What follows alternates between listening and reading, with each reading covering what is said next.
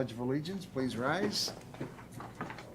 I pledge allegiance to the flag of the United States of America and to the republic for which it stands, one nation, under God, indivisible, with liberty and justice for all.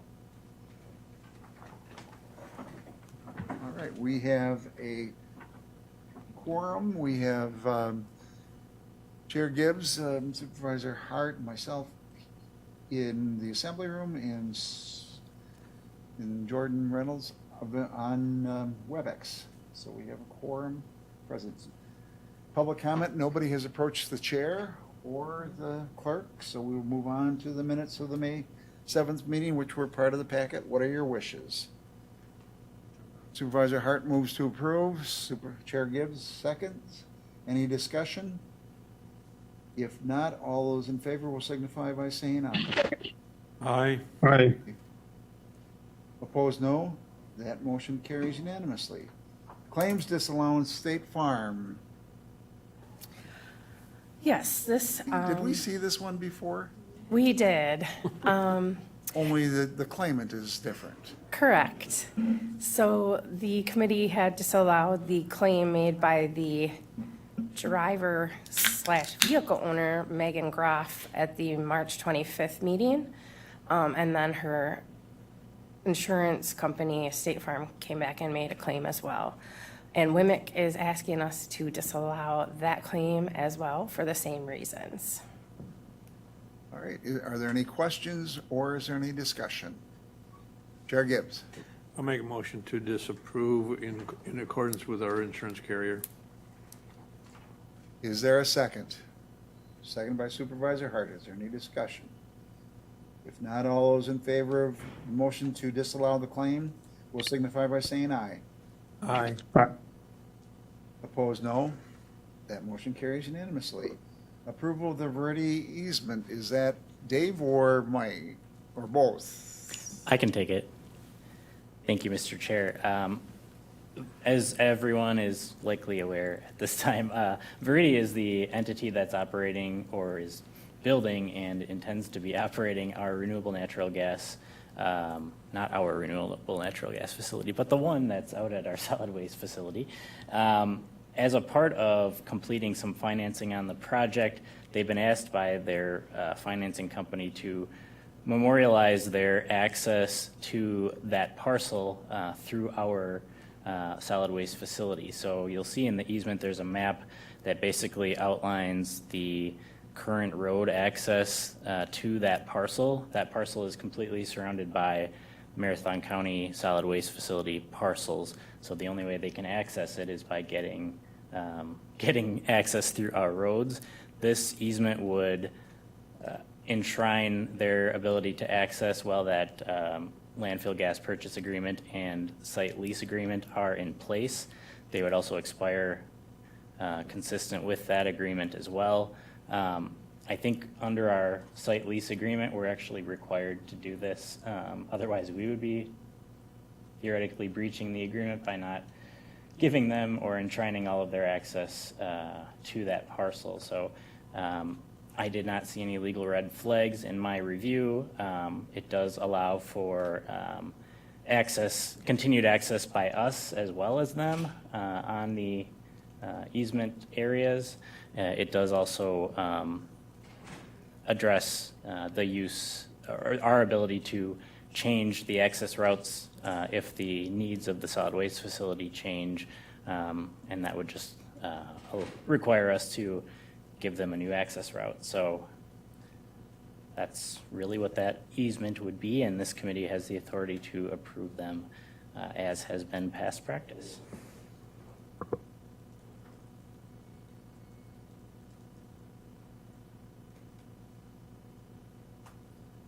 Okay, are there any questions?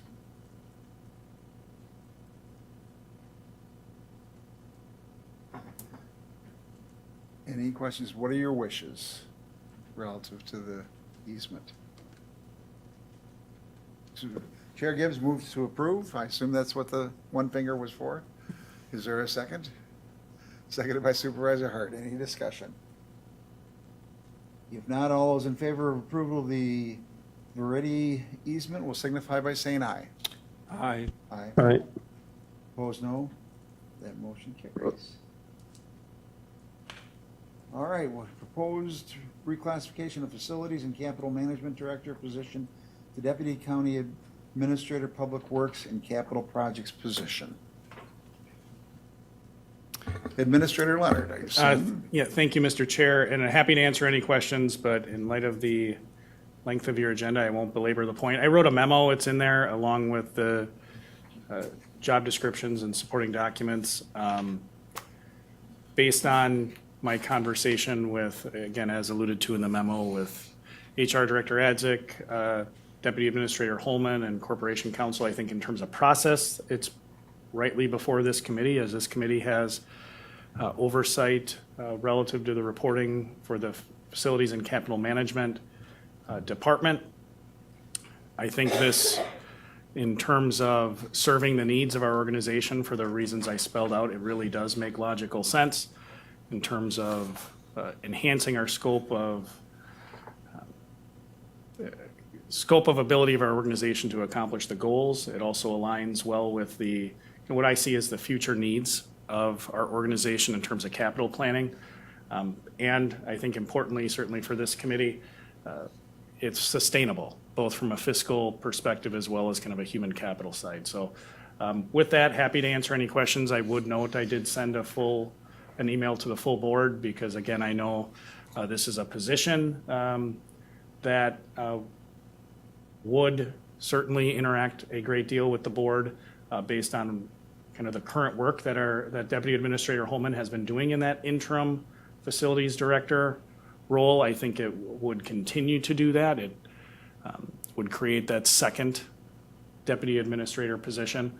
I would say it's consistent also with, I haven't done a survey of Wisconsin County peers, but from the structures that I've seen in my professional experience at various conferences, particularly on the municipal side, the idea of multiple assistant administrators or deputy administrators, depending on terminology, is very common, and they break them up by kind of service area or oftentimes in terms of sectors. So in this instance, it would be that public works sector approach. So happy to answer any questions, but I think the memo largely lays out the process and the rationale. Are there any questions of the administrator? So Lance, I have a question relative to the design. We'll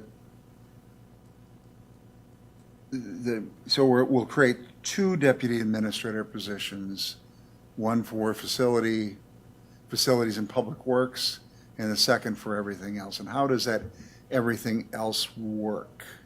And I guess that what I'd like to see an org chart with that delineation of responsibilities and reporting relationships. Sure, that's a great question, and I'll tell you that historically, the deputy administrator position, when I started in that role, the idea of which departments I would supervise was a function of what skill set I brought to the position. And in fact, your exact question was raised by both Molly and Chris. And I would love to be able to tell you, hey, this is exactly what I'm going to do based on organizational need. But one of my quips I use often is, you don't always run the plays based on the play style you want. You run them based on the people you have and the positions. And I have a couple of ideas in my head as to how that separation might work, but depending on the skill sets that the person would bring for recruiting of that, I guess in practical terms, it would be refilling the vacancy that would be created if this were adopted in the deputy administrator position. I need to be flexible enough based on the skills that the individual would bring to the position. So if that individual brought a significant background in criminal justice related work in the state of Wisconsin, my approach might be different than if they brought a significant background relative to internal services.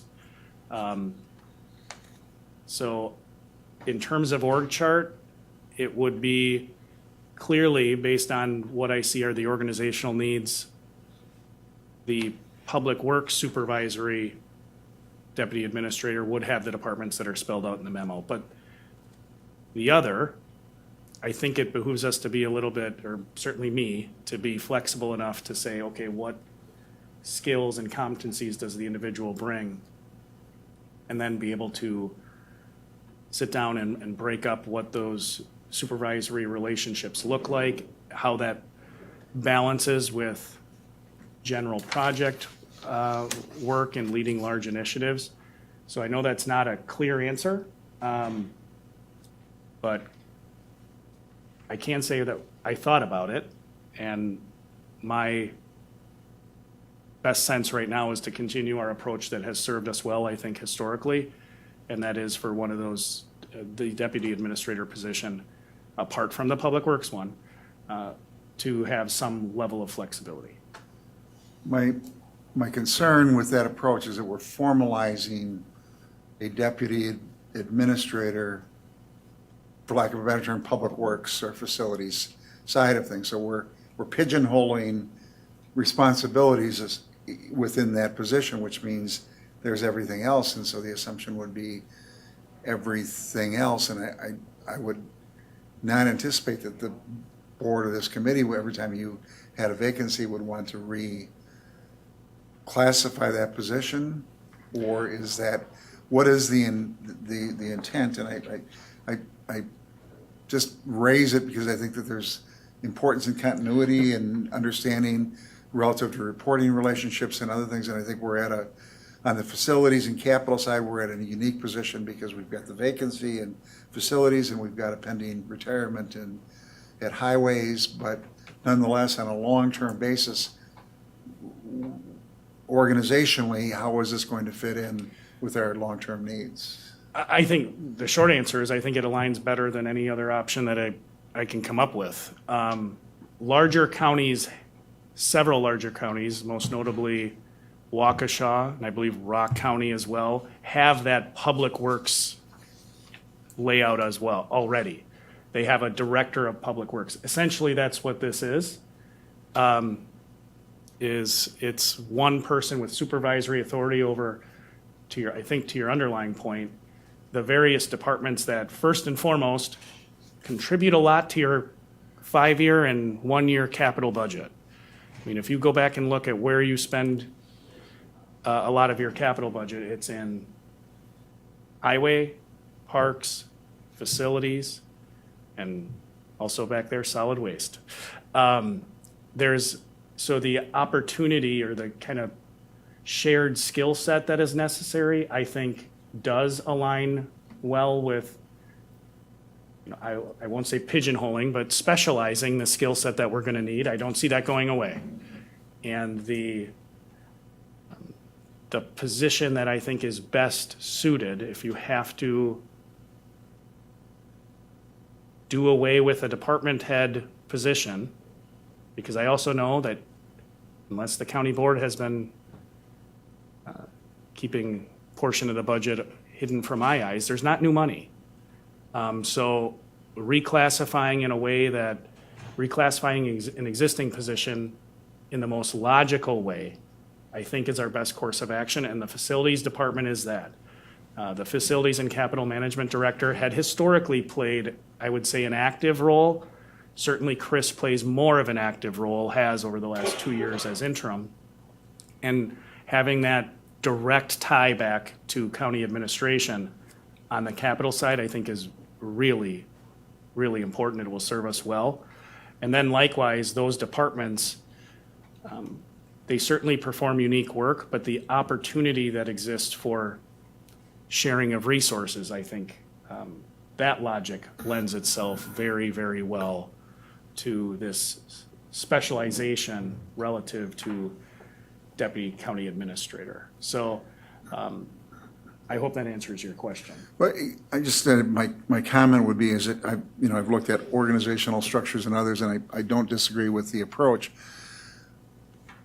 I guess what I'd like to see perhaps is an updated position description for the other side of the equation for the deputy county administrator that you would then So this proposes basically 2 deputy administrators of capital projects and then the balance, but could we see an updated position description for that position prior to being filled? So that the board has, you as the only employee that reports to the board is you. And then you have the deputy administrators and, that helps, we guide that through the development of the work plan and everything else. But I think it's important for the board to have an understanding of the relationships and responsibilities within that. So would it be, I don't know if I'm alone in that, but I think I'd like to see what that position description might be for the other side. I, again, do not have a problem with the public works concept. Sure, certainly. And that should be in your packet on page 58, is the updated one for the existing, kind of should you approve this. Both job descriptions are in the packet. The Deputy Administrator of Public Works contemplated position begins on page 55. The existing county administrator position, and I did make some changes to it in anticipation of the potential question that you just alluded to, what might that look like? That's on page 58. I apologize, when I looked at it, I thought it was in there twice. They're very similar, apart from the specialization that I referenced already. Any other questions or discussion from the committee? Any other discussion? What are your wishes?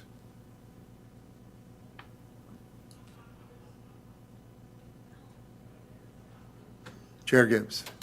Thank you, Mr. Chairman. I'll make a motion to approve the reclassification of the Facilities and Capital Management Director position to a Deputy County Administrator position, Public Works and Capital Projects. Is there a second? Seconded by Supervisor Hart. Now, this does not require county board approval, Mike? That's correct. Outlined in the administrator's memorandum is kind of the application of the ordinance. And we did go through that together as well, and I agree with his assertion that given the factors surrounding this reclassification, it does not need board approval.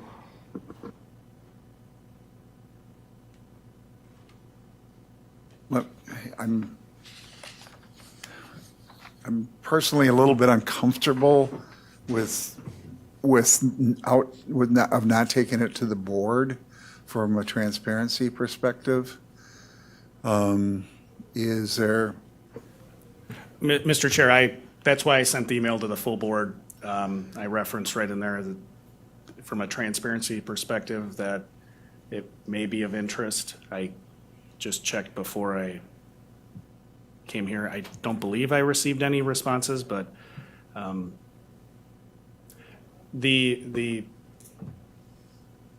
certainly don't have any issue if you want to go that route.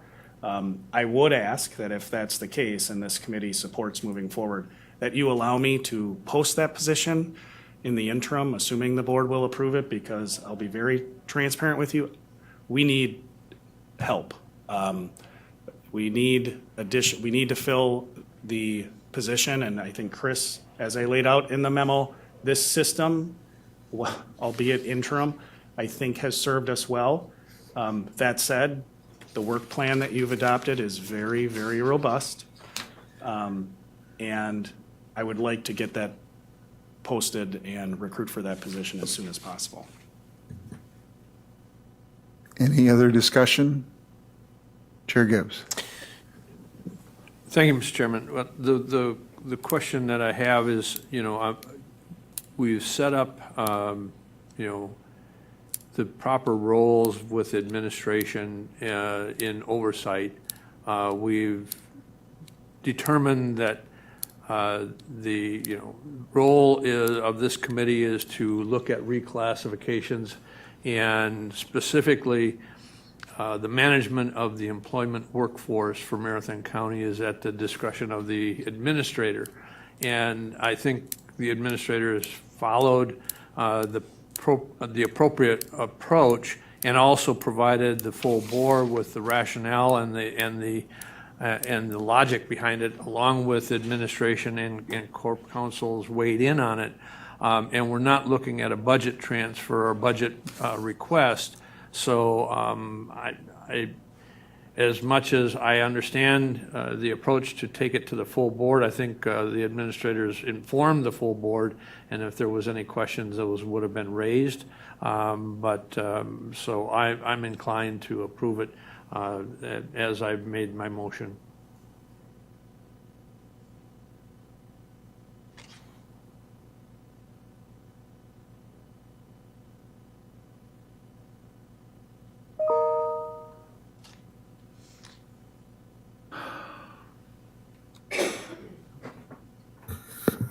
Any other discussion? My only concern relative to the transparency is that the memo didn't go out until 6 o'clock on Friday, and we had an intervening holiday.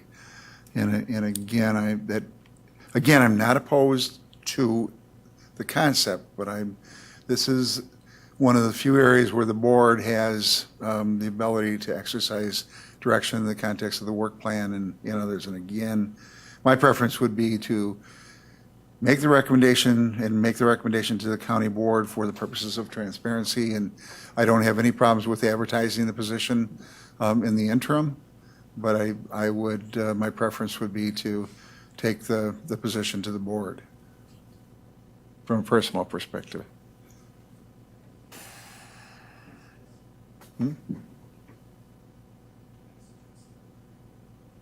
Just from a process standpoint, I just conferred with Corp Counsel. Perhaps the Roberts Rules approach to your conundrum is if someone were to make a motion to amend to reflect the chair's comments, that way you could vote on the motion to amend. That way, if the motion to amend failed, I would greatly appreciate that you consider the underlying reclassification here if the amendment fails. What are the wishes of the committee? Supervisor Marshall. I'll make that motion to amend, taking it to the board and being able to post the position in the meantime. Is there a second? The chair has the right to second. The chair does have the right to second. I would second that motion. Any discussion on the motion? Supervisor Hart. Thank you, Mr. Chair.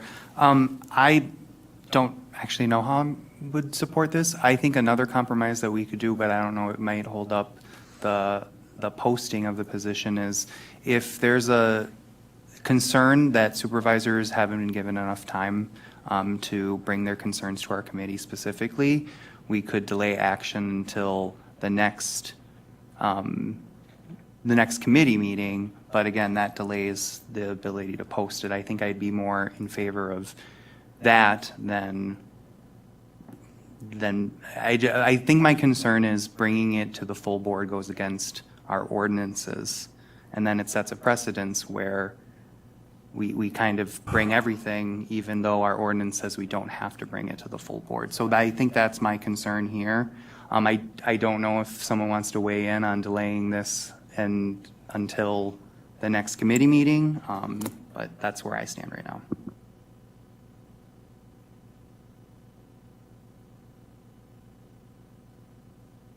I would just like to point out that if you approve the amendment and it goes forward, the advertising can begin at 3:30 today, versus if you delay it till June 11th, it starts after June 11th, just from an operational perspective.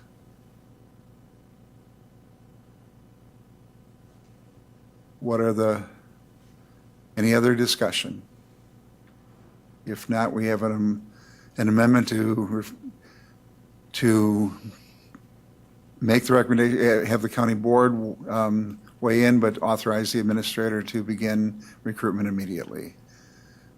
Any other discussion on the amendment? If not, all those in favor of the amendment will signify by saying aye. Aye. Opposed, no. No. No. Supervisor Hart?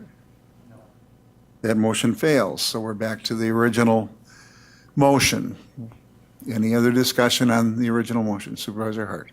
And then can I propose an amendment that reflects the chair's same sentiment, but instead delays action until the next meeting of this committee? So we would approve posting, but then delay formal action until the committee meets again. That way, county board members are given the same opportunity, 2 weeks essentially, to reach out to any members of this committee or the chair with any concerns about that. So I will make that motion. Is there a second to that motion? Chair Gibbs, Not a second. is there a second? Is there a second?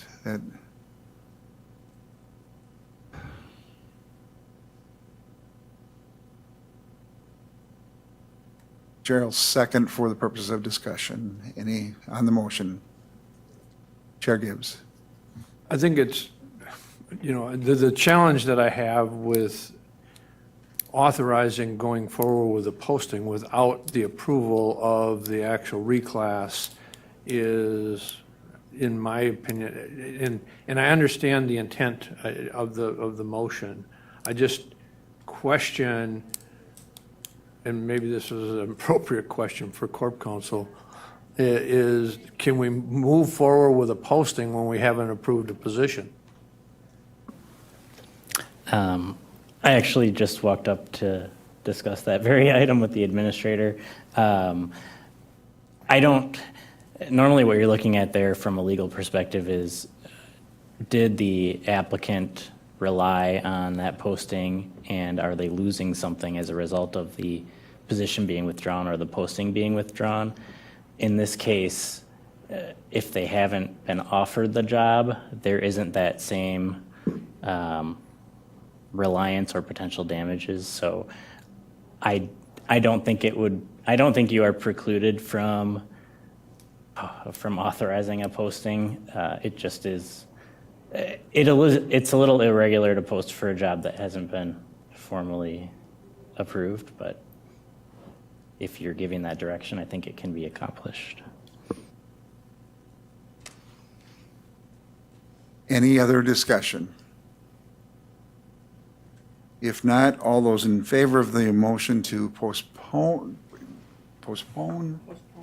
and allow for, Yes, and allow for, postpone action that allow for the posting. and allow for the posting. In the meantime. Any other discussion on that? If not, all those in favor signify by saying aye. Aye. Opposed, no? No. No. That motion carries. So we're going to move ahead, and then we'll let the board know, and we'll take it up for the approval at the next meeting. I think, Mr. Chair, that was an amendment, so I think you have to vote on the. Oh, I'm sorry, yes. And now the issue is approval of the reclassification based upon the amendment. Any discussion? Thank you. If not, all those in favor will signify by saying aye. Aye. Aye. Opposed, no. That motion carries. Point of clarification, Mr. Chair. So if we approve the reclassification, which was the original motion, with the amendment, would we not have to take it back? I'm just asking the question now, what did we just approve? My understanding of the amendment is that you deferred action on approving the reclassification, but instead permitted the posting of the modified job description and deferred action on the approval of the reclassification until your next meeting. That's how That's not the original motion. The original motion was to approve. But it was amended with that understanding. So that was my understanding of the process. If the mover and the different understanding, then I think we have an issue. If not, then I think we're okay. I think the intent was to allow for the posting based upon the updated position description, but to have final approval of the position and description at the next month's or next county board members to weigh in. That was the intent. Is that the author's intent? Was that the intent of the? That's my understanding of what happened as well, so I think these votes accomplished it.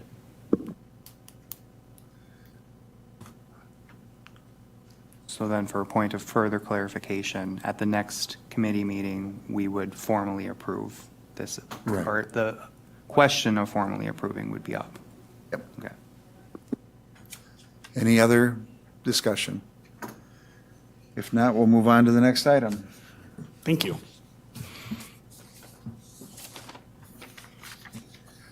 Which is policy on the sale and disposition of excess county property. It doesn't matter. I'll cue it up. This is an ongoing discussion. We've talked in the past about how do we deal with the excess property that is not tax foreclosure, tax deed. And we've had different concepts put forth, but we haven't formalized our process, and we really haven't given clear discretion or direction to the administrator. I think that we have some unique opportunities relative to Thomas Street and River Drive.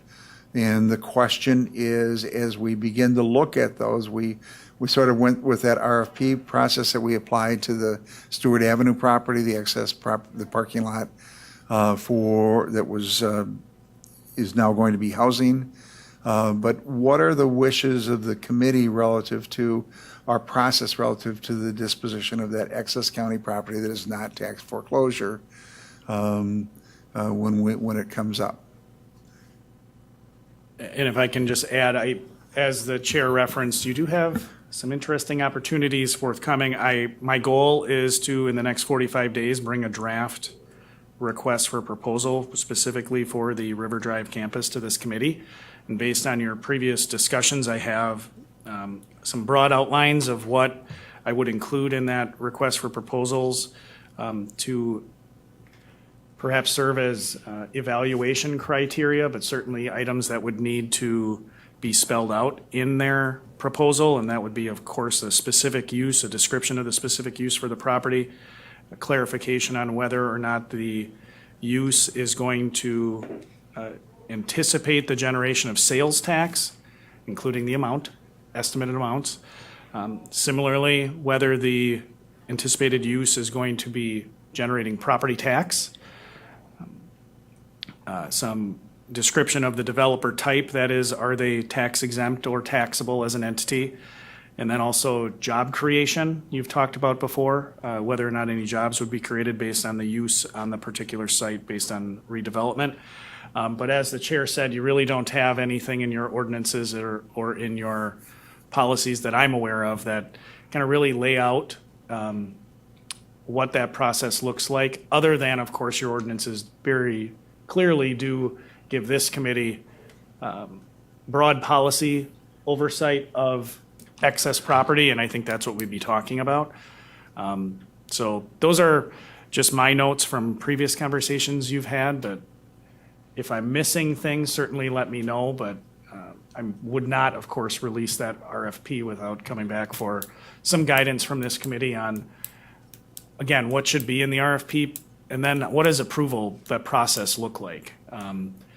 Quite honestly, the county has not been very active in the redevelopment space or economic development space. That's certainly more a municipal activity. But in these instances, you do have some significant parcels of property that have redevelopment potential. And then also giving me some guidance on those other pieces of property, because I have directed staff to start that evaluation process as well. Do we have other pieces of property that could be, based on board direction, redeveloped? And I think Dave has got one on the agenda later that we can talk about. but I have challenged staff to try to identify those. So whatever guidance you can ultimately give would be greatly appreciated, but I don't think the chair or myself anticipated anybody to come with a fully developed thoughts in this area. It's really part of an ongoing discussion. Chair Gibbs. Thank you, Mr. Chairman. I appreciate, the unique situation that we're in when we have excess property that the county has owned, in this case specifically River Drive and/or the other property. But I think we want to have those discussions and before we just sell to whomever, because I think it's in the long-term interest of the county and the taxpayer to ensure that, for example, it's not a tax-exempt entity coming in and buying the property, so I think the approach that the administrators laid out, at least coming back to an RFP process on specifically those large properties, River Drive being the one, and then also Thomas Street being another, and we're not really at a point of Thomas Street being able to be released because it's still being occupied under a lease agreement. But I like that approach much more than just offering it up for sale, because then we don't have any control over what happens to that property in the future. It could be moved into a tax-exempt entity, and the county received no benefit, or, direct property tax benefit. But, so I think we need to look at the merits on each of the potential sales by developing what the criteria is that we evaluate it by before we sell them.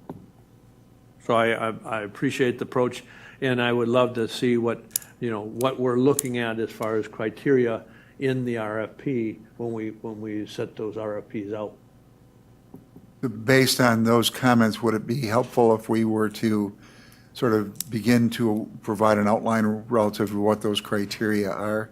What I don't want to do is get to a position where all of a sudden we're at decision point and nobody's weighed in as to what factors we would want to do, which is one of the reasons why we ask this. And I don't want to cut off the limb that the administrator's on because we haven't identified and articulated a policy. So I think what we're trying to do is, if the committee is open to it, begin to that process of establishing what that outline or criteria might be, under what conditions we would do it. We'll also have the West Street property at some point in the future that could be considered under this.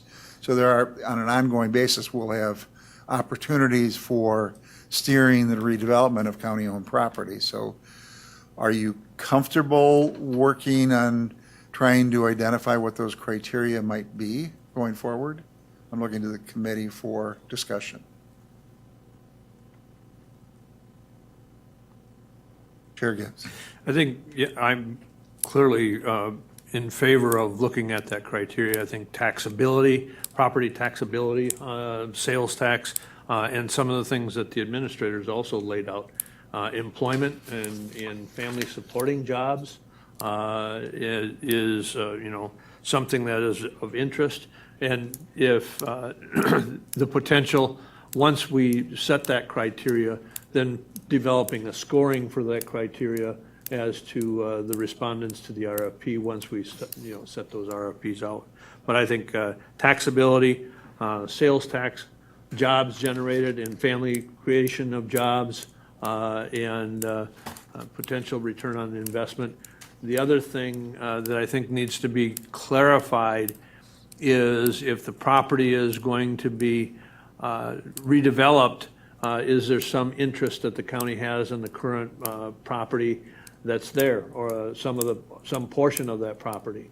An example would be we did some significant remodeling, and maybe there's, if the new potential property developer doesn't want any of the existing property that's there, the physical plant, there might be need that we could reutilize some of those property or some of that infrastructure on various other properties.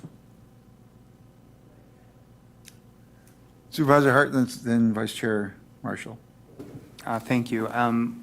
One of the factors that I'm looking for, particularly because it's in my district, is compatibility with the neighborhood as well. I think when we were talking about this before, a comment was brought up that this is owned by the taxpayers of the city, or of the county, so we want to make sure that the county gets the benefit. However, not all the taxpayers of the county have to live next to these properties for however period of time. So while I don't think it should be like an overriding factor, I think that that's something that we should definitely consider as to where these are. I mean, with the two properties that we're talking about in particular, they're both next to really large apartment complexes, and I'd like the residents of those apartment complexes to be happy with the neighbors that they're going to keep, neighbors that we might decide who goes there regardless of their decisions. So I want that to be factored in when we go into this. I obviously do think that we should be offloading these properties and making sure that we get a benefit from it, but we also have to weigh in that other factor. Thank you. Supervisor Marshall. Thank you, Mr. Chair. I haven't heard a mention of the offer of the purchase price as a fiduciary responsibility to our taxpayers. We should also consider what are people offering, and I'm sure that's probably included, just hasn't been mentioned. Okay. Go ahead. Last point also led back to something I was going to ask before. It would be helpful to, again, that dividing line on what property you want an RFP to be the process to use and what property you're okay with us perhaps adopting the strategy we've used with Wisconsin Surplus for tax delinquent and indeed and in rem taken properties. I think to Vice Chair Marshall's last point, like at some point there's a dollar amount where there's a big enough opportunity for redevelopment in terms of kind of upside, whether it's sales tax, property tax, or sales price, that the juice is worth the squeeze of an RFP, whereas if it's a, half-acre lot in a relatively non-developed area, that maybe we're just better served by adopting a Wisconsin surplus strategy. Again, I don't expect anyone to have the brilliant idea in the moment, but if you have that idea, happy to hear it and then develop that into our process. I do, not to jump to a future agenda item, but that is one of the areas I think we have some opportunity is to bring a plan to you as to which properties we're talking about, what the divestment approach or process is going to be. Is it going to be RFP? Is it going to be Wisconsin surplus? Is it going to be adjacent landowners? Just as a couple of choices. But want to make sure you're thinking about that as well.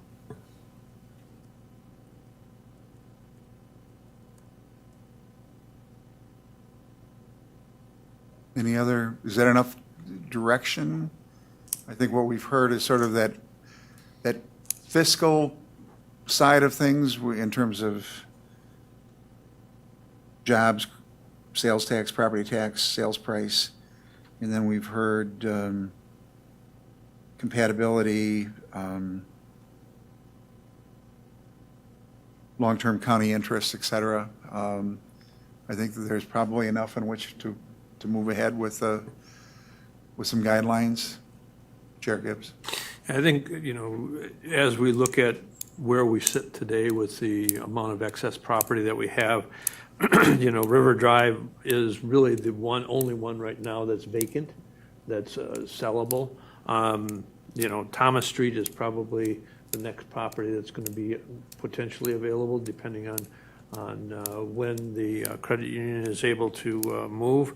But then following that would be West Street. And all of those properties, I think, fit the category where a RFP is potentially an approach, because they've been in county owned, and we don't really have an appraised value other than, I think Thomas Street had an appraisal on it at one point, but that's a few years old. I appreciate all the comments, complementary, family supporting jobs, fiscal responsibility to the taxpayer. and taxability and sales taxability. So I think all of those are great criteria to start developing which properties we look at. Following up on that point, perhaps we should just, for purposes of discussion, say anything with a value of half a million or $1 million would be considered for an RFP that would get, address most of the isolated parcels that I don't think this committee has an interest in looking at RFPs, and probably would drive more. Those would be the properties that would have that interest in potential redevelopment potential. So you might want to consider what would the appropriate threshold be, and if it's below, you'd go surplus property. If it's above, you'd consider the RFP process. And I think that all those properties would fit in that category. Supervisor Marshall. I agree. I think that number is somewhere between the $500,000 and $1 million. Anything below $500,000 should be Wisconsin surplus. All right. I think we've got this on for guidance, and I think the administrator was, talking about it, and I wanted to make sure that we were all in sync with the direction that he's going, and I think that's consistent with the direction he's got. I'm wondering, what would be helpful in order for us to advance this from your perspective? Would a motion be there or a consensus? Well, I can't, the county administration or any other department can't sell anything without this committee approving it, so, sell any piece of property, I should say, without this committee approving it. So my plan, as I kind of alluded to before, is we're going to bring a number of progress tracking documents to you, not only for tax delinquent parcels, but also my goal is to do that for kind of what we're terming as these surplus properties. And on each of those documents, I will have a column that essentially identifies the mechanism or process by which we would divest or redevelop the property.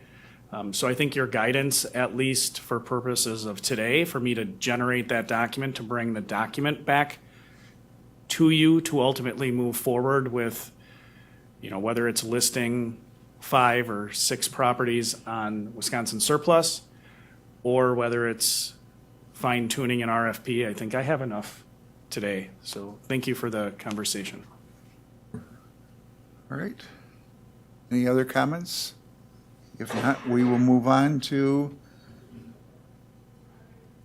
the discussion on potential sale of 2780 Duncan Road, Ringgold. Dave?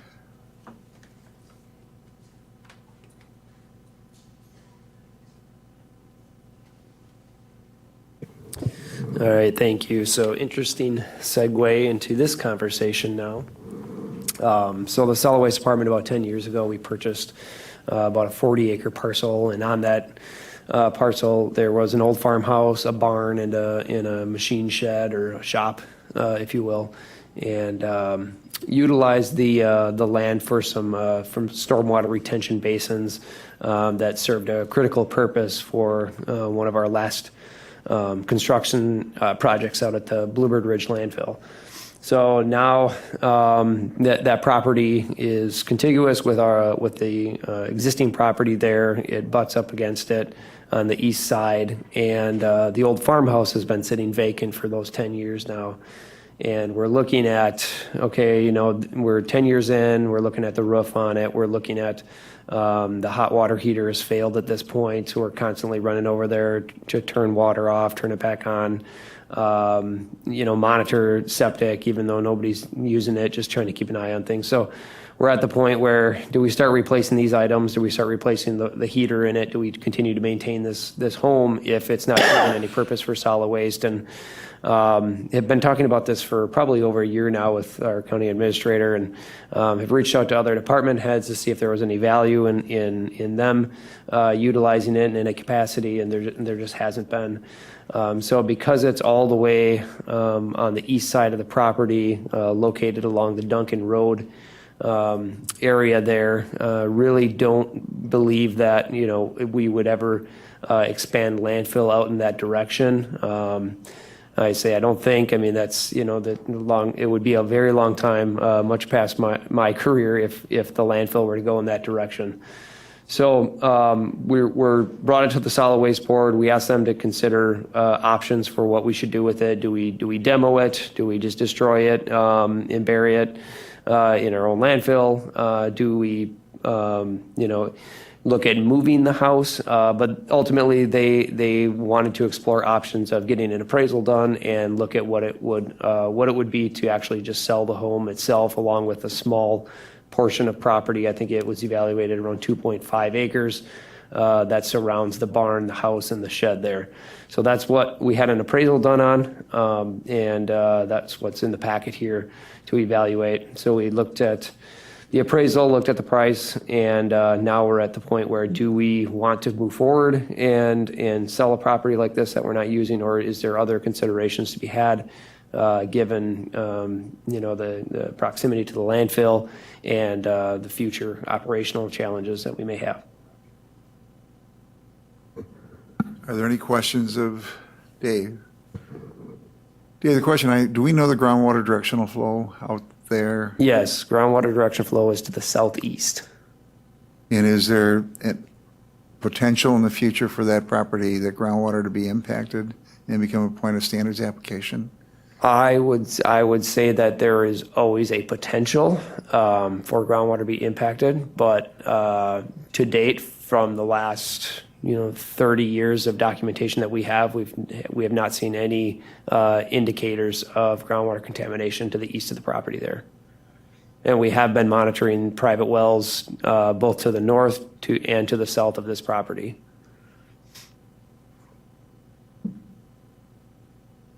My only concern of owning property next to a landfill and selling it while we have an ongoing landfill is a potential for, at some point in the future, for the groundwater to be impacted and incurring significant liability relative to that parcel. So from a risk management perspective, have we done an evaluation of where our risk might be going into the future? And, a lot of corporations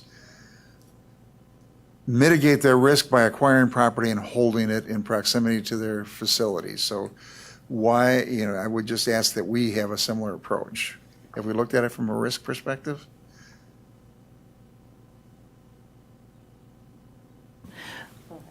Well, yes. We've had some conversations about this before bringing this to the committee, and I would say one of the benefits of having our pollution liability insurance policy that was approved earlier this year is that it covers some of our liability that could occur from this type of exposure to third parties, such as owners of this parcel were it to be sold. I think to Dave's point, there's just a level of unknown about what the future would hold, but the data that we currently are relying on don't show a significant risk of exposure, but we can't ever say that it's not going to happen. I think deciding on whether holding that property is a good risk management policy is one of the considerations this committee and the board should ultimately make. I think there's definitely benefit both ways. Certainly, one of the reasons we acquired this entire parcel in the first place was the exact reason that you're discussing. There were other rationale at the time. There is certainly a positive impact of getting some value out of a portion of that parcel that is not being used. I can't say that we have a good feeling on, hey, what's our potential loss, or what's the percentage of risk in the future. I just think it's uncertain. But a policy or a guidance to staff on whether the committee and the board feel like holding these properties would be wise would be helpful to us too, I think. Administrator Leonard. Thank you, Mr. Chair. I think, I appreciate the discussion. At the end of the day, it's like Corp Counsel said, this is a question of risk tolerance. What is your risk tolerance as a committee to provide a staff direction?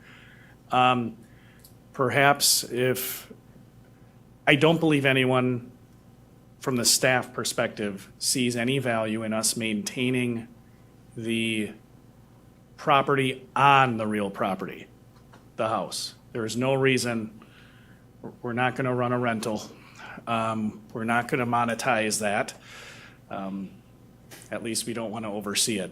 I think the mountain bike trails at the solid waste department could probably get somebody to rent it. But that's work that Dave and his team don't have time to do. So if there is a desire for using the rationale of risk mitigation specifically related to landfill activities, to maintain to own the real property, one thing we could move forward with is we could put out a request for proposal or just put out a opportunity for someone to purchase the ranch home and move it. We might get some funds from that. We have zero interest in the home, or Dave, correct me if I'm wrong, the shed. Do we would just let anyone come, offer to buy whatever they'd like to take, move it, and then we deal with whatever is left. Just another thought. I hope we have more of these conversations where we talk about selling things. And then any funds from that sale would, of course, go back to the solid waste reserve. Any discussion?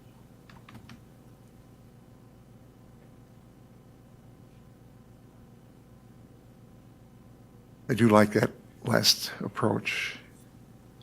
My concern is, having spent years in the area of points of standard application for groundwater rules, is that an ounce of prevention is worth a lot relative to mitigating liability going forward.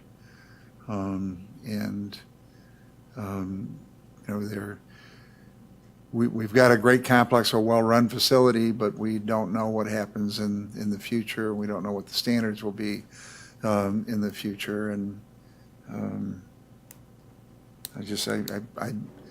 given the fact that we own the property, I like the idea of potentially offering the building for sale and protecting the county's interests on a long-term basis from a personal perspective. Chair Gibbs. I really, don't want to diminish the value that the appraiser came up with, but owning a home right next to a solid waste facility might be challenging at best to sell. And we set up a potential of conflict between the landfill and the new potential owner. So I don't disagree. I think that the approach should be to offer the property if somebody wants to move it. But I would not be totally in favor of trying to sell that as a residential parcel to get some of that value, of that appraised value out,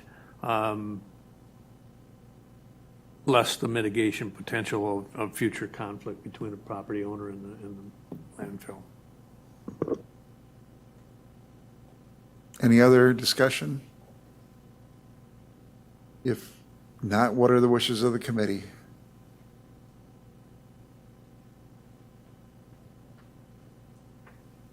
Chair Gibbs.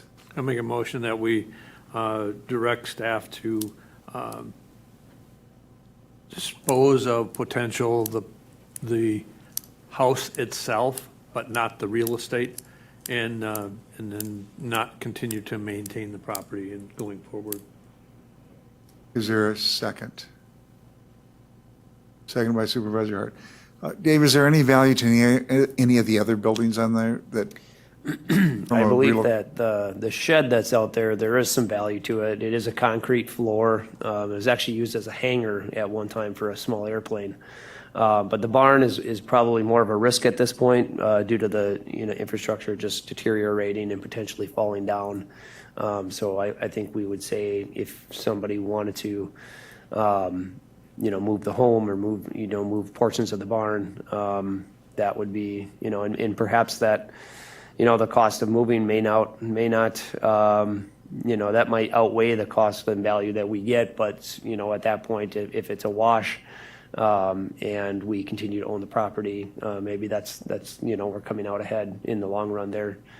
Just, mitigating that risk. It makes sense.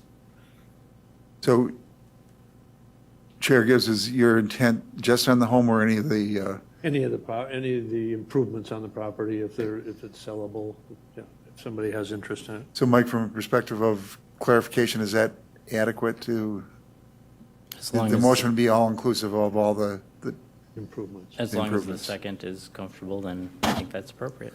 and the second is comfortable with that, so if the motion can reflect that. Any discussion? If not, all those in favor of the motion will signify by saying aye. Aye. Opposed, no. That motion carries. We'll now move on to policies associated with tax delinquent land sales. You thought you were done with this issue, but it's back. And maybe just from context, after the county board approved this, Corp Counsel Perner and I had a discussion about what are the policies that were envisioned in the ordinance, and so it began a discussion, and therefore the issue is before us, so we don't lose sight of that. Administrator Leonard. And I alluded to this already in the previous one, previous comments on an item. What I envision bringing to you are both process tracking documents to show you the parcels that are in process and the parcels that are, for lack of a better term, on deck. And just earlier this month, I think it was last Friday,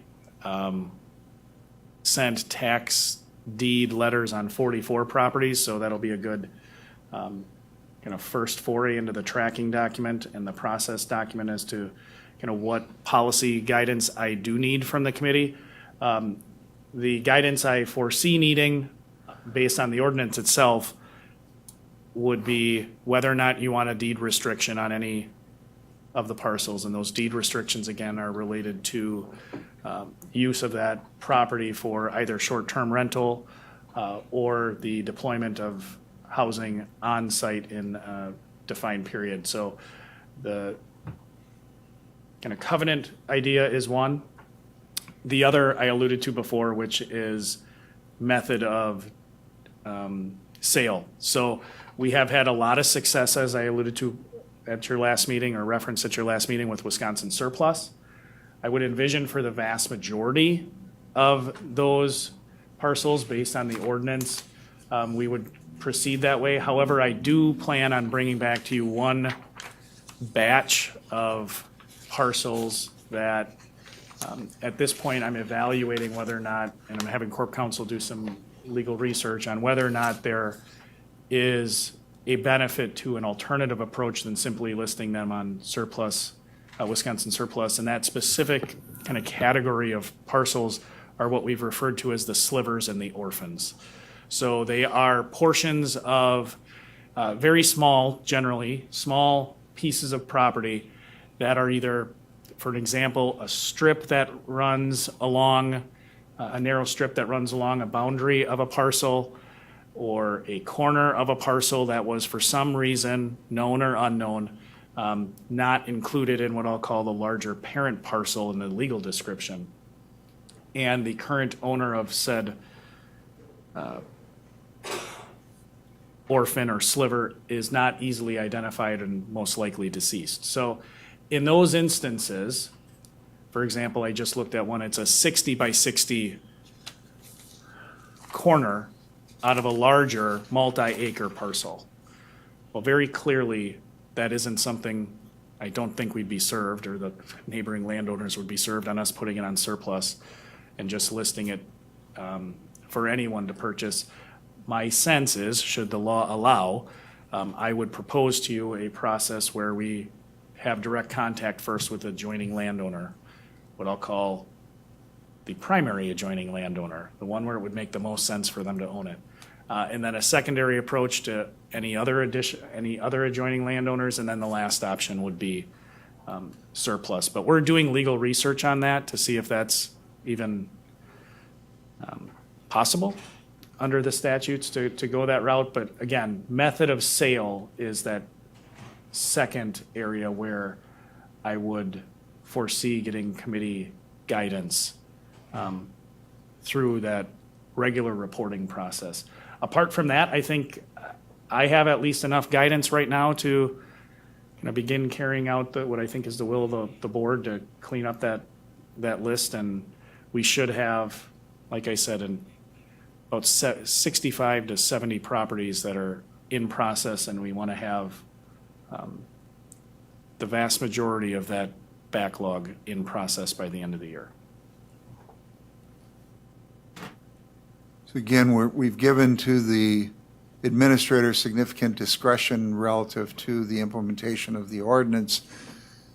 Obviously, the administrator isn't going to be the one performing those tasks, but rather relying on others within the county to do that. I'd just like to maybe suggest that after the first of the year, that we sit back and maybe reflect upon how that process is working, any areas of improvement. Are there any ordinance changes or policy changes that the board would need to do? And I think one of the areas that I'd like to, track and is looking at those issues that are do not take because of environmental conditions. I think that we've had an ostrich approach to those parcels in the past, and I think we can look at those. But again, I think those are discussions we can have in the future. Are there other areas relative to that ordinance that you would like to see clarification relative to policies or tracking relative to policies?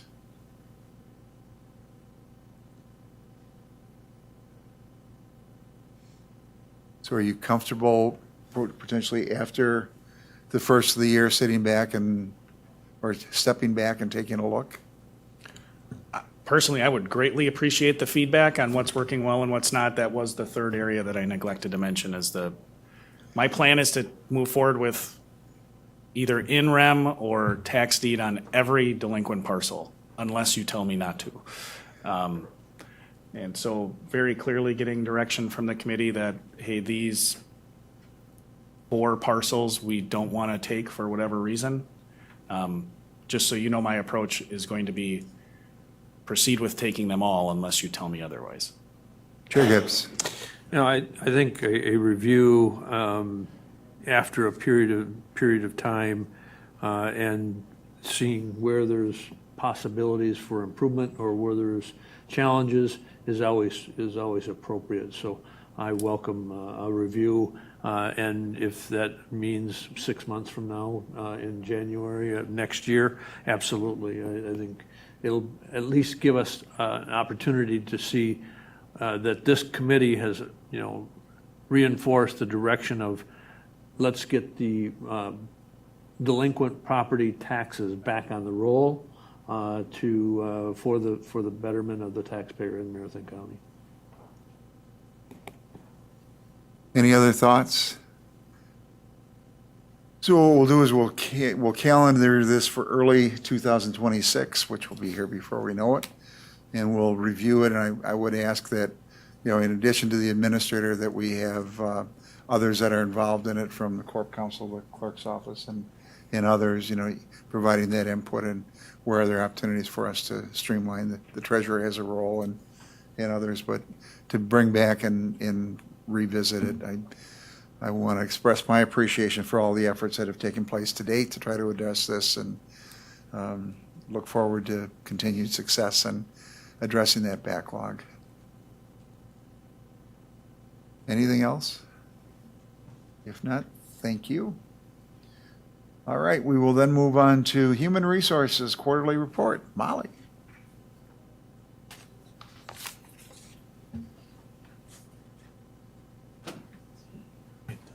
Excellent. Thank you. All right, so some of the current focuses of human resources at this time would be our mid-year performance appraisals are currently active. They are pending with employees and managers. We will wrap up that process on July 31st. We are also working through kind of a reorganization or redistribution of work within our office. We have an employee of 45 years who is entering into a well-deserved retirement on August 1st. So making sure that we can realign our priorities and get all of that work done, particularly as it relates to leave management. This employee has taken the lead role on leave management in our office for many years. So in preparation for this retirement earlier this year, we did outsource those services. Unfortunately, that vendor relationship did not work out. So we have insourced leave management and are now working through a process to try and outsource again with a different vendor. As you see on the screen here, we are actually on track to more than double the number of claims that we had in 2024 and almost triple the number of claims we had in 23. So we are seeing a significant increase in the amount of FMLA leaves of our employees, whether that be in employee medical, family medical, or birth and adoption. So outsourcing that is a priority of ours, just because to be able to keep up with the sheer number of transactions in that space, particularly in light of the retirement, is challenging. Some additional focuses, the classification and compensation study that is currently in progress. You will hear more from me on that in the coming months, so stay tuned. Workday configuration and maintenance, that is ongoing as we plan and respond to new releases. Workday is a really excellent tool that allows us to do a lot of great things. It is a cloud-based service though, so quarterly we receive updates that get pushed out to the system, which require kind of reconfiguration, redesign to adapt to the new features that they make available for us. So we are just generally investing right now into the employee onboarding experience, but that specific module within Workday is retiring in January. So we are actually rebuilding it and reconfiguring it so when the new module launches, we are ready to kind of hit the ground running and create a better experience for our new employees.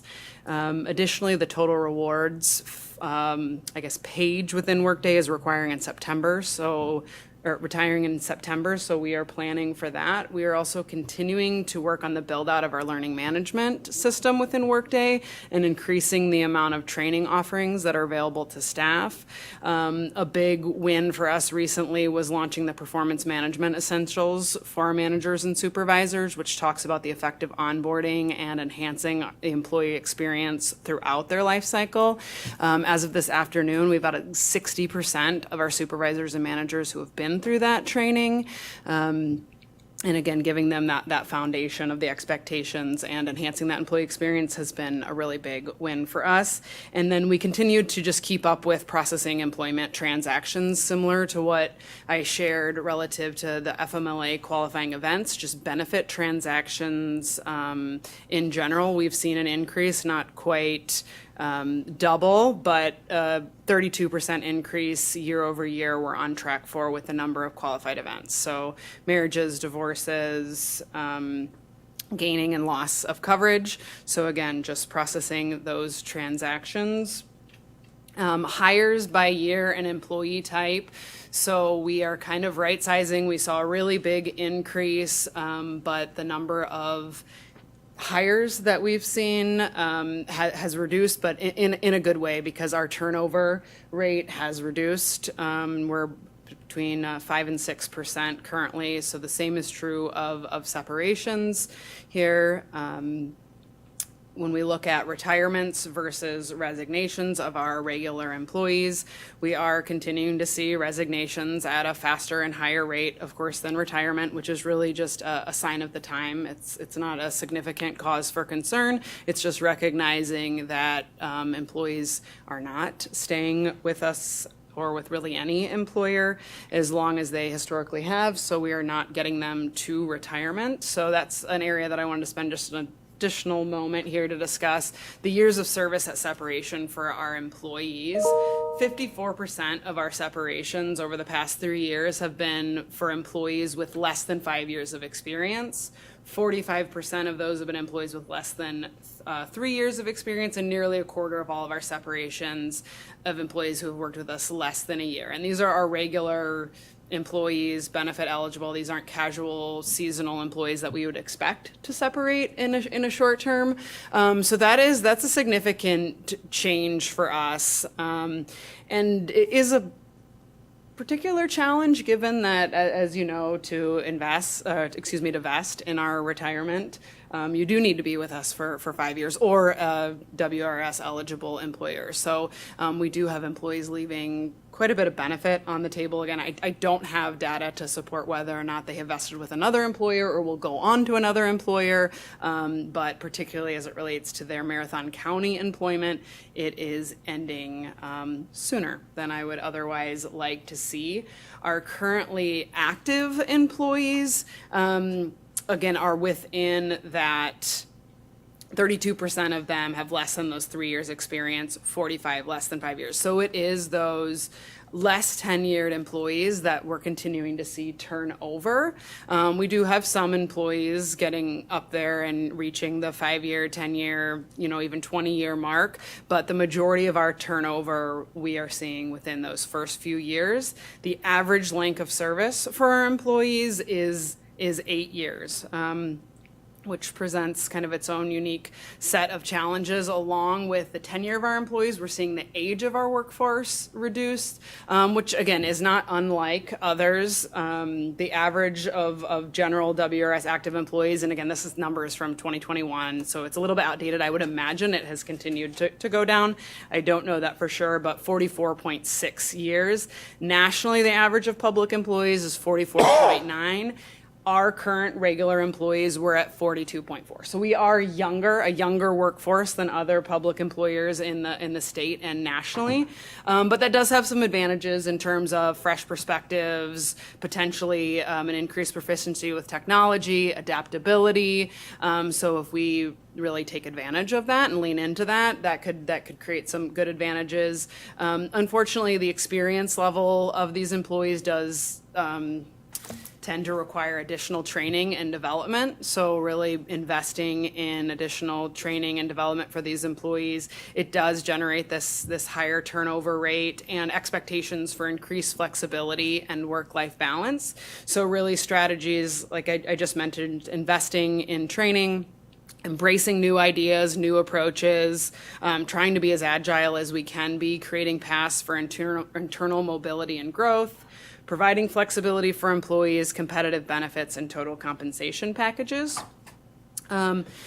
So kind of going back to separations, where are we seeing the most separations, what types of jobs and what departments? The overall county separations, our sheriff's office accounts for 24% of those, social services 13, highway 12, ADRC 9, and library 8, which makes sense based on their size. Those are some of our largest departments. But if we were to look at that, be a percentage based on the actual head count within those departments, the numbers change a little, the departments change a little bit. The departments with the highest amount of turnover based on their head count would be the district attorney's office, the health department, library, CPZ, and the highway department. The specific job profiles that we're seeing turn over the quickest, corrections officers, as you might imagine, is number one. However, number two is our administrative specialists. And as you look further down the list, you see administrative specialists, administrative assistant, and senior administrative specialist. If you were to combine those administrative positions, that would outpace the turn that we're seeing in our corrections officers. So that is the largest employee population job profile that we are seeing leave the organization, is those administrative roles. Next would be this social worker, dispatchers, highway section workers, nutrition site managers, library assistants, and deputy court clerks.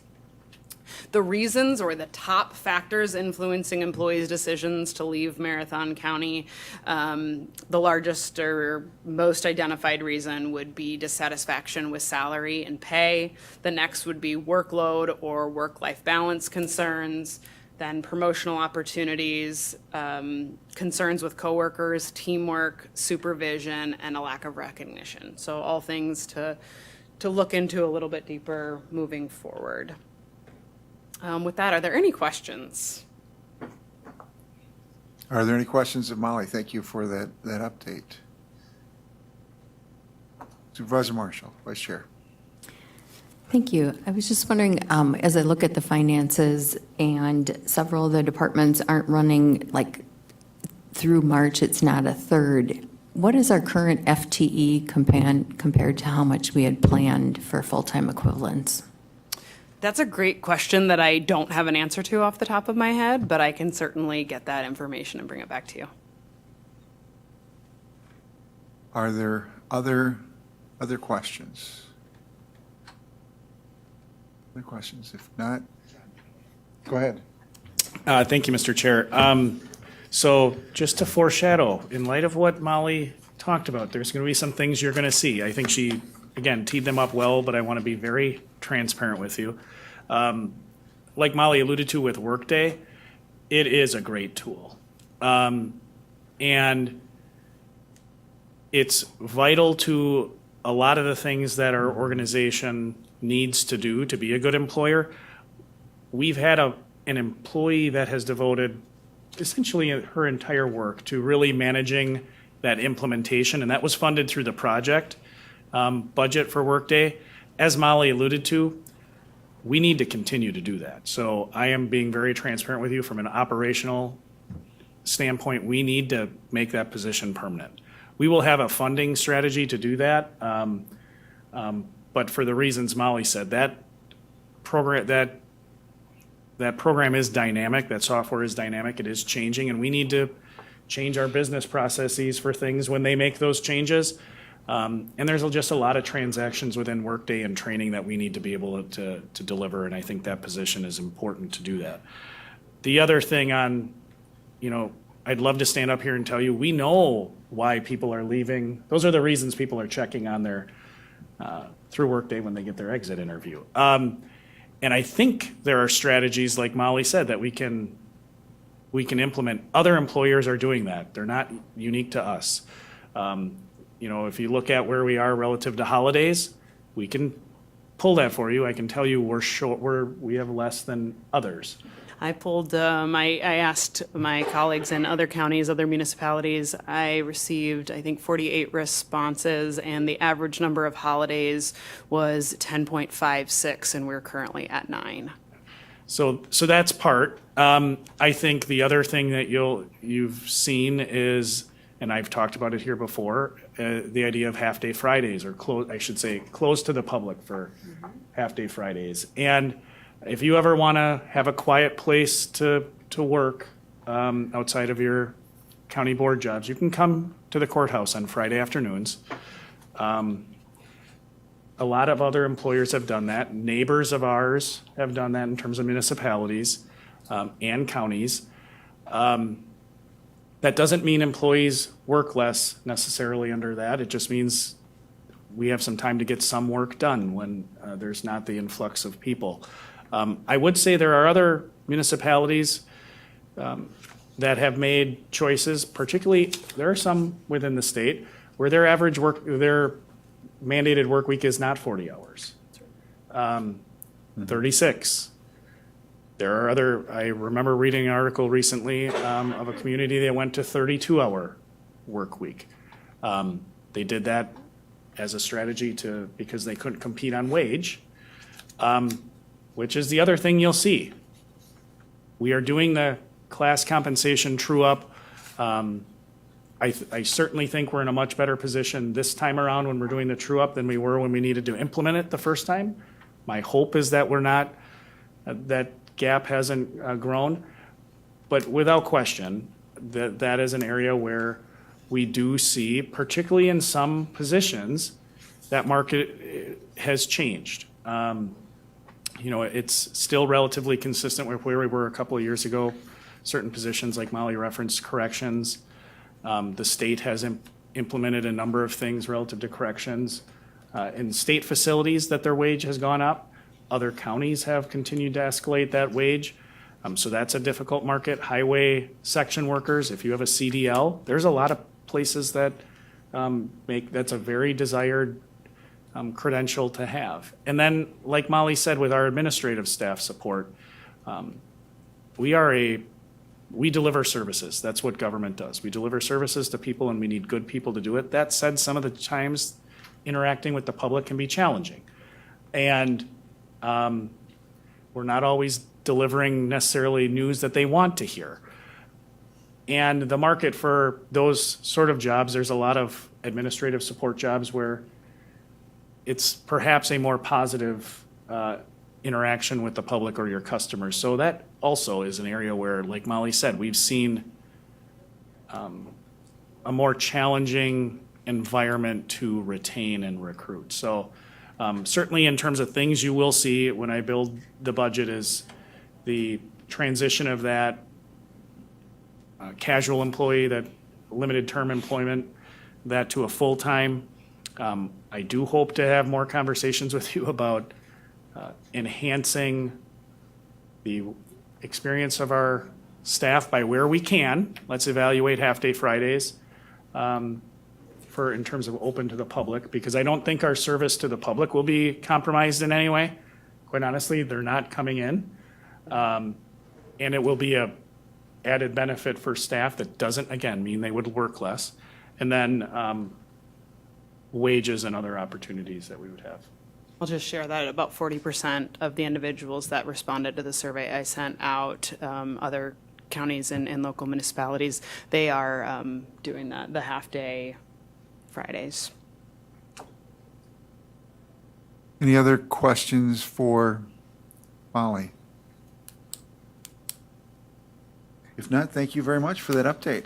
So I wanted to share, just following up on what Molly had identified, the National Association of Counties had a recent webinar on the future of work, and it was, I found it very interesting. You have the slides, and there's also a link to the actual presentation in there, but there were a number of counties from across the country that were talking about some of the issues and challenges, getting people to show up for interviews, getting people to be truthful in interviews, and how do we adapt to changing skill sets, and what skills and education is important in hiring, and what are the qualifications that we go through. But it really was, as I looked at it, how do we recruit, what are the skill sets and other things, how do we develop staff, and Hennepin County had a Pathways program where they developed people and was very successful as a feeder into their system. As part of that attractiveness, what are your wages, and then how do we retain? And there was a lot of discussion on benefits and work days and the length of the work week, and then also are there certain classifications, such as I think in I think it was North Carolina, where they gave a preferential treatment to protective employment because they were having a hard time retaining them. But every county sort of looked at how they were dealing within the realities of where they were located. One was in Raleigh, North Carolina, a information hub, strong university system, and they had career fairs and other things. But I think one of the things that I came away with is that I think we need to look at where we are relative to our benefits. And I know the city of Wausau also just recently did a survey on time off, and that's before the council, I believe tomorrow or today or soon. And they're going to be dealing with it. But, if we're at 9, I think that there are not, some counties, North Carolina's at 13. Where do we fit? Where should we fit? How does that help us attract? And probably based upon some of the things we saw today, how does it help us to retain people and keep them here? And are there some opportunities relative to work week design that we can look at that would make it? I know that Sam, I'm going to put words in your mouth, but Sam came to us from Lincoln County where they had Fridays off, and I think it was a culture adjustment to come to Marathon County, and perhaps even a little disappointment where you had to work on Friday afternoons. Again, putting words in your mouth, but how do we compare with other counties and our ability to recruit and retain? And those all become critical factors. So I think one of the things what I'd like to do in the future is we are the Human Resources, Finance, and Property Committee, and many times we lose sight of the human resources component. We don't have organizational units that bargain with us relative to some of those terms and conditions of employment. But I think we sort of have that obligation to take that step back and reflect on, are we creating a workplace that will attract and, I think, again, importantly, retain the talent? Because if you're losing people after 2 years, you've sunk a lot of money into them from the terms of training, development, and my thought as a supervisor with the DNR is we thought it was 5 to 6 years to get somebody up to really speed in the context of understanding the jobs and the nuances of it. And when you lose people in that training, you're going to have to replicate that training and develop those people, and there's a cost to the employer. So look for us as a committee to explore a little bit more those personal holidays or those holidays. Where are we relative to an adjusted work week? And we'll bring those in the context of the 2026 budget and how do we move ahead. But I think Molly highlighted some of our retention issues. And I think if you look at what NACO did, they're not unique to us. They're shared. And there are opportunities ahead. But I would encourage you to, if you can, listen to it's a 1-hour webinar and just go through there, but go through the slides. But, resume inflation was a significant issue, getting people to show up for interviews. Once they're hired, getting them to show up for work and coming back a second day. Those are challenges across the country and not unique to us, but a challenge to us. And I think we need to begin to address it. And I don't know if anybody has any thoughts, but I would like to, as we progress, to begin to look at some of that benefit design. I think the pay classification study helps us to address the issue of compensation, but I think there are some other areas that we need to take a look. Thoughts? Comments? I would just add, if you know, or after you leave this meeting, think, oh, this piece of information would be helpful as you consider in the future some of the things that the chair referenced and that Molly and I alluded to. We can present you the information that Molly got about how many municipalities are on the half-day, whether it's half-day Fridays or the holiday information. But if there's something else that, hey, this would really be helpful, please let us know. That, of course, does not mean that we can necessarily get you that information, but we can try to get you something that might speak to it if it's not available. Any questions? If not, we'll move on to year-to-date financials brought to us by Sam. Thank you. In the packet, it's the year-to-date budget versus actual through March 31st. When you look at the revenues, one thing to note is this year's a little bit different than the prior year, so the numbers might look a little skewed. One of the major things being as the tax revenue is in the individual departments. So when you look down at the county treasurer and it's a negative 20 million, it's because we used to put the tax revenue there. Some things to note on the revenue side, just kind of some good things in the budget at this point. In the county clerk budget, we had tax deed sales of just under $475,000. The DA had a restitution surcharge of $15,000. Facilities had $48,700 for a meter error transport from WPS. Health had some additional donations. Sheriff, some of their numbers are increased a little bit from deferred revenues. Investment income is up in a lot of the departments.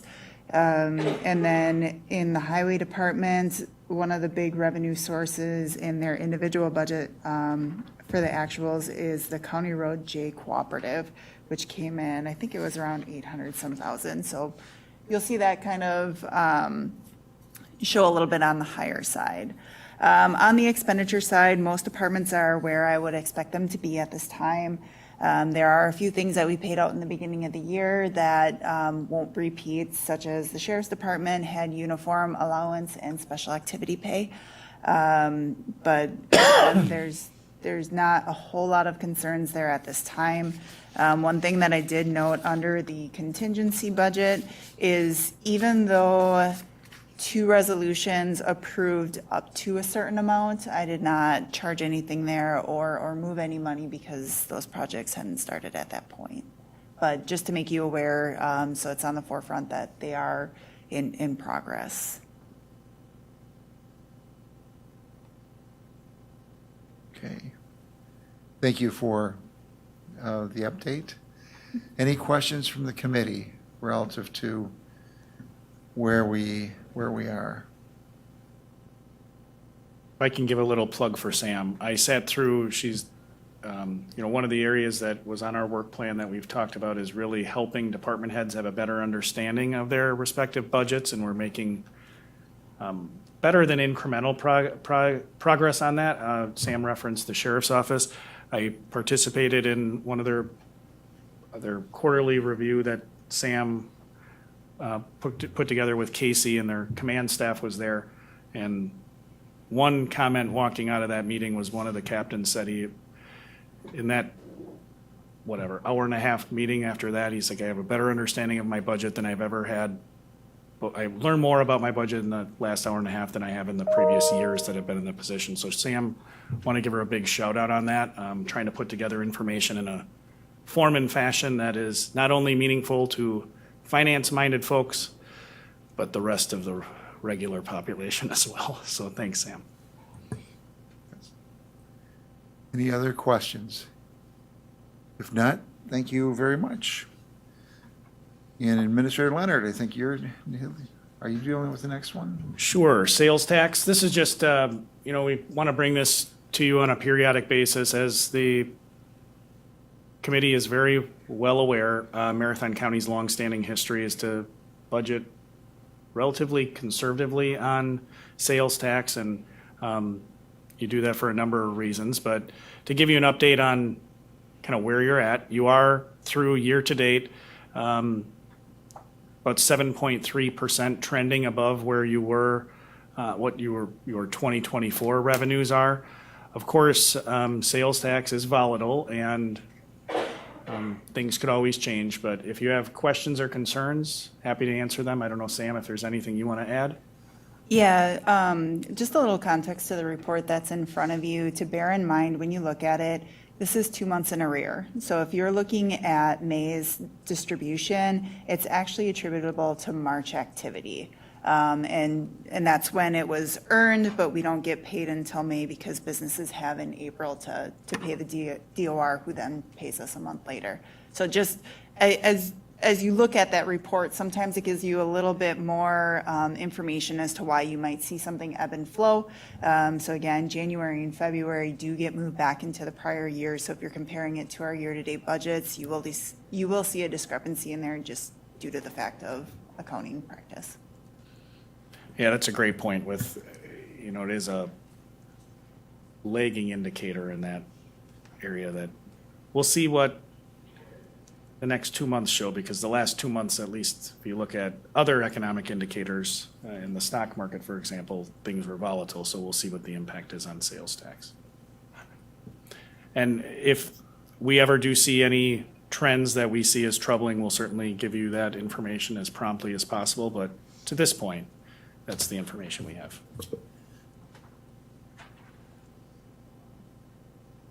Any other questions? If not, thank you for that update. That will be one of the assumptions that we'll be looking at in the context of developing the 2026 budget. And I think that it's encouraging because we were last year, I think, we're seeing a lot of variation year over year, and we don't seem to be having that this year. So thank you both for those updates. Our next meeting is scheduled for June 9th. Our problem becomes, or June 11th. Our second meeting in the month, Kim will be gone and we're going to be down to David as the only person in the office, our option is to continue that day, and David would start the meeting and end the meeting, look for a different day That would be on the 24th. on the 24th versus the county board meeting.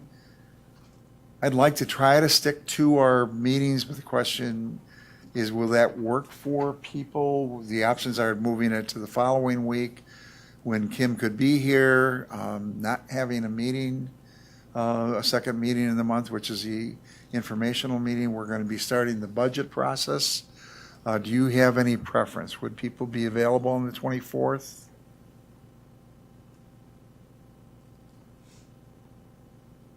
It's on, yeah, Kim pointed out that it's currently scheduled on the calendar for the 19th. And we would look to move it. It gets tight when we meet on a Wednesday and then the following Thursday, and just developing the agenda and getting the packets put together. It's logistically difficult. I think several people would agree with the difficulty in this, so it's nice to have that 2-week separation at least. You know, are you comfortable running on the 24th? We would not have staff in the room. It would be the same day as the county board meeting. We could look at the agenda items at our next meeting on June 11th to determine whether or not the meeting is necessary. But I think what I'd like to do is change the date from the 19th to the 24th.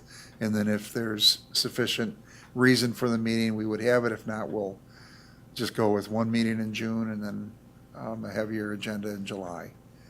Any thoughts? June 14th or 24th works for me.